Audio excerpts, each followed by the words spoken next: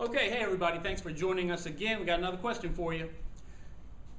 What about all the evil done in the name of religion? Shouldn't we just get rid of religion because of all the evil done in the name of religion? Well, the answer to that question is no. Why is the answer no? Let me tell you. By asking you a couple of questions, okay? And this is just what I think. You don't have to agree with me. We can be cool and disagree, right? But here's how I see it.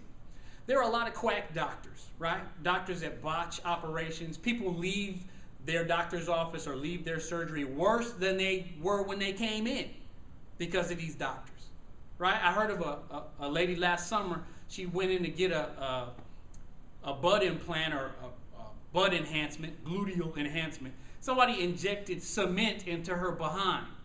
You know what I mean? Just crazy stuff. Just crazy whack doctors, faking certificates, or they actually have certificates, and they're just. Should we get rid of all doctors? Should we just take to getting roots off trees and rubbing them on our wounds, and everybody going to home remedies and seances and whatever, trying to heal ourselves just because of the actions of a few? Obviously not.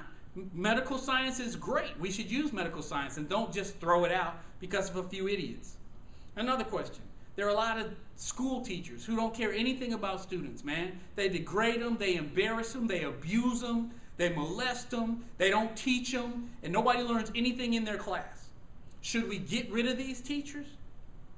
Well, obviously we should get rid of those teachers. But should we get rid of all teachers because of the actions of a few? No, because there are way more good teachers than there are bad teachers. I've had a lot of good teachers, and probably only a couple of bad ones, mostly good.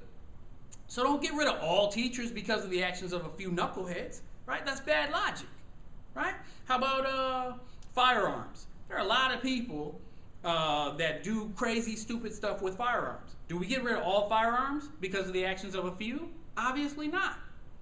What about lawyers? There are a lot of lawyers who do really, unethical stuff, right?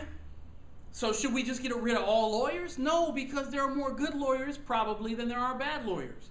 So just because there are a lot of unethical lawyers that do bad stuff in the name of the legal system, in the name of law, they manipulate laws and find loopholes for criminals and do all kind of heinous stuff they shouldn't do, that doesn't mean we should get rid of law, right? And get rid of judges and just have anarchy. There are a lot of politicians, right? A lot of politicians who are evil. A lot of evil done in the name of politics, right? But should we get rid of all politics and get rid of the whole system of politics and just go back to the way, King George III before we came to America, and just have a king now and just get rid of all politics and his son will be the king and then his son will just go back to a monarchy and we'll stop voting for senators and congressmen and presidents, right? No, obviously not. There's a lot of really good-hearted politicians, right? Some people would disagree, and maybe I don't know if that's a false statement or not. But you can't get rid of politics just because of the actions of a few. I'm sure there are I think President Obama is a very sincere president, and I'm not Democrat or Republican, right? I think we've had some Republicans with some good and some bad, and some Democrats with some good or some bad. I don't want to get into that, and please don't put anything in the comments of a political nature, because that's not what this video is about. The point is, you can't get rid of politicians and the whole political process just because of the actions of a few. All right, what's another one? I listed a bunch of them. How